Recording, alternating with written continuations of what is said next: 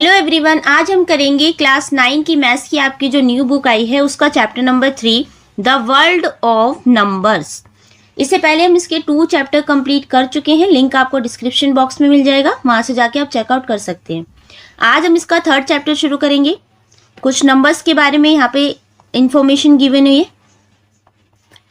Numbers के बारे में कुछ हिस्ट्री आपको दी हुई है कि नेचुरल नंबर्स क्या होते हैं। ये आपको पता ही होगा कि हमारे जो नेचुरल नंबर्स होते हैं 1 2 3 से शुरू होते हैं। होल नंबर की अगर हम बात करें तो वो 0 से शुरू होते हैं, 0 1 2 3 एंड इन्फिनिटी तक। Then history written in bone.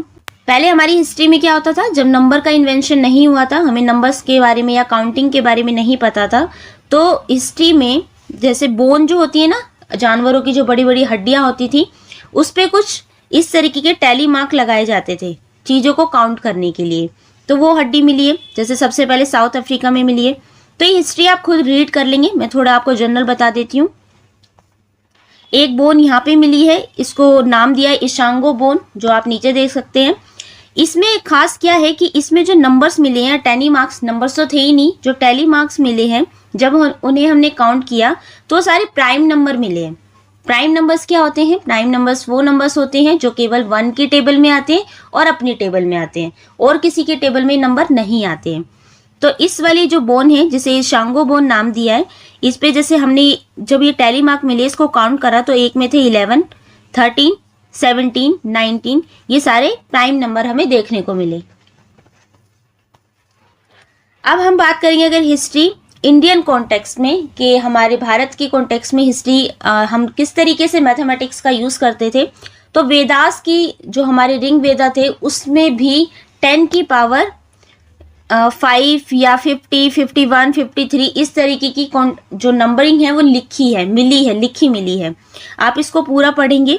जैसे अगर हम बात करें इंडस वैली सिविलाइजेशन में, सबसे पहले हमारा व्यापार शुरू हुआ था, तो वहाँ पे स्टैंडर्ड वेट को मेजर किया जाता था, किस तरीके से तोला जाता था, सबसे पहले इंडिया में ये शुरू हुआ। ठीक है, ये सब हिस्ट्री यहाँ पे लिखी है, इसे आप पढ़ लेंगे। और सबसे जो इम्पोर्टेंट है, जैसे यहाँ लिखा है, the most important mathematical invention in human history the concept of zero. जो जीरो का कॉन्सेप्ट है वो भारत ने ही पूरे वर्ल्ड में दिया है। ठीक है, ये सबसे इम्पॉर्टेंट है। तो ये कुछ हिस्ट्री है, इसे आप पढ़ लेना, ज़्यादा इम्पॉर्टेंट तो नहीं है, मतलब आपके एग्जाम पॉइंट ऑफ व्यू से इम्पॉर्टेंट नहीं है, वैसे आप पढ़ सकते हैं अपनी नॉलेज के लिए। अब हम शुरू करते हैं एक्सरसाइज सेट 3.1। चलिए, कुछ जनरल से क्वेश्चन है जिनको हम देख लेते हैं। क्वेश्चन नंबर 1 है, a merchant in the port city of Lothal is exchanging bags of spices. व्यापारी था, जैसे port city of Lothal, port city क्या, जहाँ पे समुद्र के किनारे जो शहर बसे थे, तो लोथल सबसे वहाँ पे फेमस था। ये इंडस वैली सिविलाइजेशन का सबसे फेमस एक ट्रेड राज्य हम कह सकते हैं, वो था लोथल, जहाँ पे एक्सचेंजिंग होता था बैग्स ऑफ स्पाइसेस के, मसालों के जो बैग हैं, फॉर कॉपर इंगट्स। इंगट्स क्या होते हैं? मेटल की इस तरीके से ईट टाइप की होती थी, जिसे इंगट्स कहा जाता है। ठीक है, ये कॉपर की इंगट्स थी जो कि एक्सचेंज होते थे बैग्स ऑफ स्पाइसेस से, मसालों के बैग से एक्सचेंज किया जाता था। तो पहले पैसे नहीं होते थे कि आप कुछ भी चीज़ें लेके जाए पैसे से खरीद सकते थे, ऐसा नहीं होता था। आपके पास कुछ सामान होगा, सामने वाले के पास कुछ सामान होगा, वो सामान को ही एक्सचेंज किया जाता था। ठीक है, इस तरीके से चीज़ें खरीदी जाती थी। तो ही रिसीव्स, तो एक मर्चेंट है जो कहाँ पे है, port city of Lothal, exchanging bags of spices for copper ingots. He receive 15 ingots for every 2 bags. तो वो जो मसालों के बैग लेके जाता है और वो कॉपर इंगट्स को खरीदना चाहता है, लेना चाहता है। ठीक है, उसे रिसीव होते हैं 15 ingots for every 2 bags of spices. जब वो 2 मसालों के बैग देता है तो 2 मसालों के बैग से उसको 15 इंगट्स मिलते हैं। ठीक है, मान लीजिए ये आपके मसाले के बैग हैं 2, ठीक है, उससे इन दोनों मसालों से उसे 15 इंगट्स मिलती है, आपको ये बताया यहाँ पे। Okay, if he bringing 12 bags of spices, अगर उसके पास 12 बैग्स ऑफ स्पाइसेस हैं, मसालों के उसके पास 12 बैग्स हैं, to the market how many copper ingots will he leave with. तो वो कितने कॉपर इंगट्स को लेकर वहां से जाएगा। एक बार क्वेश्चन फिर से पढ़ लेते हैं। अब एक मर्चेंट, एक व्यापारी है जो कि पोर्ट सिटी ऑफ लोथल में कहाँ exchanging bags of spices for copper ingots. वो अपने जो बैग्स है उसके पास मसालों के, उसको एक्सचेंज करके कॉपर इंगेट्स खरीदना चाहता है। ही रिसीव 15 इंगेट्स, उसे 2 बैग्स के बदले, मसालों के 2 बैग के बदले 15 इंगेट्स मिलते हैं। अगर वो अपने साथ 12 बैग्स ऑफ स्पाइसेस लेकर आता है, यानी कि मसालों के 12 बैग लाता है, तो how many copper ingots will he leave with, तो वो वहाँ से कितने कॉपर इंगेट्स लेकर जाएगा, आपको ये बताना है। सिंपल है, अगर उसके पास 12 मसालों के बैग है, यहाँ पे लिख लेते हैं, हम ड्रॉ ही कर लेते हैं, 6 ये 6 यहाँ पे। अब इसको क्वेश्चन को करने के काफ़ी तरीके हो सकते हैं। यहाँ से 2 बैग यानी कि 15 इंगेट्स यहाँ से मिलेंगे, यहाँ से 15 मिलेंगे, इसके दोनों बैग से 15 इंगेट्स मिलेंगे, यहाँ से दोनों 15, ये 15 एंड देन ये, है ना। अब इन सारे 15 को आप ऐड कर लो तो ये टोटल हो जाएगा आपका 90, यानी कि उसको 12 बैग्स ऑफ स्पाइसेस के बदले 15 इंगेट्स 19 इंगेट्स मिलेंगे। ठीक है, एक तो ऐसे कर सकते हैं, दूसरा हम ऐसे कर सकते हैं कि अगर हम 2-2 के पेयर बनाए तो ये कितने पेयर है, 1 2 3 4 5 6 पेयर्स है। 6 को आप 15 से मल्टीप्लाई कर दीजिए, है ना, तो भी आपका 90 आंसर आएगा। इस तरीके से कर सकते हैं। तो इसको करने के अलग अलग तरीके एक बार देख लेते हैं। हम इसको लिखेंगे कैसे। सॉल्यूशन में हम लिखेंगे for 2 bags of spices the merchants gets, 2 bags of spices से उसे 15 कॉपर इंगेट्स मिलते हैं। ठीक है, for 1 bag of spices the merchant gets, अगर उसे 1 बैग के बदले कितने कॉपर इंगेट्स मिलेंगे, तो सिंपल है, अगर 2 के बदले 15 मिलते हैं तो 1 का निकालने के लिए आप 15/2 कर देंगे। इसे पॉइंट में आंसर निकालने की जरूरत नहीं है, आप इसे अभी अपॉन में ही रखिए। Okay, thus for the 12 bags of the number of ingots, इसलिए 12 बैग्स के बदले उसे कितने इंगेट्स मिलेंगे, तो सिंपली आप 15/2 है, इसे 12 से मल्टीप्लाई कर दीजिए। 2 6 से 12 हो जाएगा, फिर 15 को आप 6 से मल्टीप्लाई करेंगे, ये आ जाएगा आपका 90 आंसर। बहुत अलग अलग तरीके हैं इस क्वेश्चन को करने के लिए, ये सबसे बेस्ट है कि आप यूनिट प्लेस से ही इसको कंप्लीट करें। Therefore the merchant will leave with 90 copper ingots, तो जो मर्चेंट है, व्यापारी, उसको 90 कॉपर इंगेट्स मिलेंगे 12 बैग्स ऑफ स्पाइसेस के बदले। ठीक है, क्वेश्चन नंबर 2 देखते हैं। क्वेश्चन नंबर 2 है, look at the sequence of numbers on 1 column of the Ishango bone. आपने अभी इशंगो बोन देखी, उसमें क्या थे, उसमें आपको कुछ टेली मार्क्स मिले थे, जिनको काउंट किया था वो था 11 13 17 और 19। What do this numbers have in common, in numbers में क्या कॉमन है, आपको ये बताना है। List the next 3 numbers that fits this pattern, next इसके बाद कौन से 3 नंबर आएंगे जो कि इस पैटर्न को कंप्लीट करेंगे, आपको वो भी बताना है। तो अगर हम इस नंबर्स को देखें कि ये 11 है, 13 है, 17 है और 19 है, ये प्राइम नंबर है। प्राइम नंबर क्या आते हैं, वो नंबर्स होते हैं जो केवल अपनी टेबल में आते हैं और 1 की टेबल में आते हैं, यानी कि ये सिर्फ 1 से मल्टीप्लाई होंगे और अपनी टेबल में ही आते हैं। ठीक है, और किसी के टेबल में नहीं आते। जैसे अगर 11 के बाद जो 11 होगा 1 की टेबल में आएगा, अपनी टेबल में आएगा। 11 के बाद अगर 12 आता है तो 12 को हम देखें तो ये 2 की टेबल में भी आता है, 3 के टेबल में भी आएगा, 4 की में भी आएगा, 6 की में भी आएगा और 12 के में भी आएगा, खुद की टेबल में भी आएगा, और 1 की में तो आता ही है। तो ये इतने सारे टेबल्स में आता है, लेकिन जो 11 है वो केवल 1 के टेबल में और 11 अपने ही टेबल में आता है, इसलिए प्राइम नंबर है। ठीक है, ये आपको पता होना चाहिए प्राइम नंबर्स क्या होते हैं। The number 11, 13, 17 and 19 are prime numbers. Each number is divisible only by 1 and itself. ये जो नंबर है डिविजिबल होते हैं 1 से और itself, अपने आप से, अपनी ही टेबल में आते हैं। The next 3 numbers, इसके बाद अगर हम next 3 numbers की बात करें तो ये आएगा 20, तो 20 तो 2 की टेबल में भी आता है ना, 10 की में भी आता है, 20 में भी आता है, तो वो नहीं होगा। 21 की बात करें तो ये 3 के टेबल में भी आता है, 7 के टेबल में भी आता है, तो ये भी नंबर नहीं होगा। इसके बाद नेक्स्ट नंबर आता है आपका 22, तो 22 आपका 2 के टेबल में भी आता है, 11 के टेबल में भी आता है, 1 और अपने टेबल में तो आता ही है, तो ये नंबर भी नहीं होगा।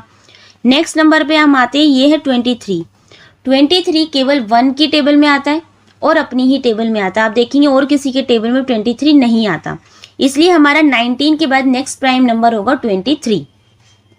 ओके। 23 के बाद 24, ये भी एक प्राइम नंबर नहीं है। 25 भी 5 के टेबल में आता है, ये भी प्राइम नंबर नहीं है।